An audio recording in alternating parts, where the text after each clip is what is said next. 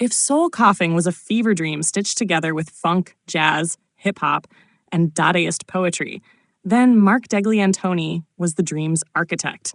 The band's mad scientist behind the keyboard and sampler, Degli Antoni didn't just add sound. He manipulated space, warped time, and cracked open reality in ways that no other 90s band dared to do. Where others played instruments, he played atmosphere. Mark Degli Antoni's background wasn't the usual rock and roll tale. He studied classical music and composition, eventually finding his home in the experimental corners of New York's music and art scene. His work in film scoring and avant-garde sound art would eventually bleed into his role in soul coughing, shaping the band's identity as something closer to a hallucination than a typical band. From the very beginning, he made it clear, he wasn't here to play nice chords. He was here to reprogram the sonic matrix. When soul coughing formed in the early 1990s with frontman Mike Doughty, bassist Sebastian Steinberg, and drummer Yuval Gabay, Degli Antoni was the wild card. His tools of choice: a keyboard, a sampler, and a mind wired for disruption.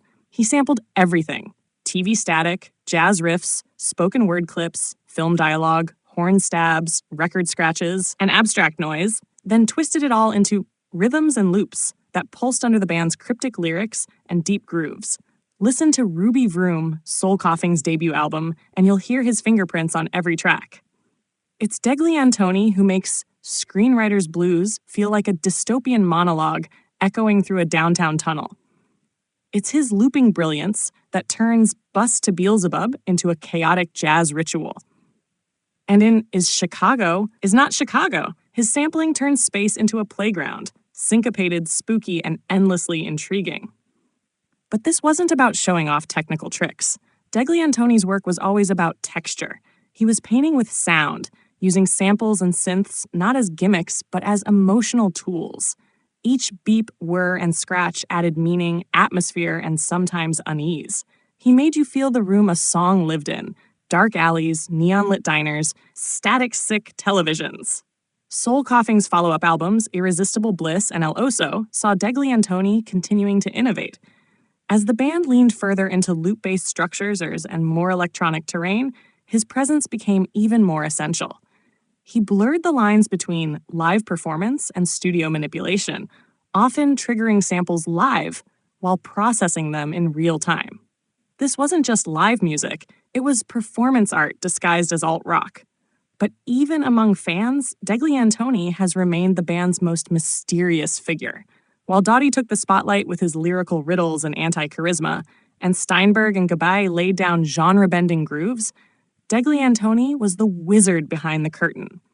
Rarely in interviews, rarely on stage banter, just locked in with his machines, sculpting surreal audio environments. When Soul Coughing disbanded in 2000, Degli Antoni followed his other passion, film scoring. And in that world, he thrived. His work on documentaries and indie films like Roman Polanski, Wanted and Desired, and Into the Abyss showcased his range and ability to create tension, beauty, and mood without ever overshadowing the narrative. His compositions are subtle yet powerful, much like his role in the band that made him famous. Degli Antoni has also collaborated with artists like David Byrne and Low, continuing to blur the line between music and abstraction. But perhaps his most enduring influence is in the DNA of modern experimental music.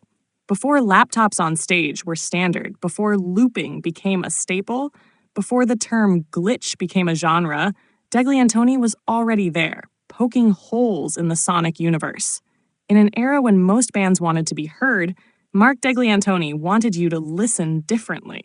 His legacy isn't measured in radio hits or flashy solos, but in how he taught listeners to embrace the unpredictable, the dissonant, the bizarre, and the beautiful all at once.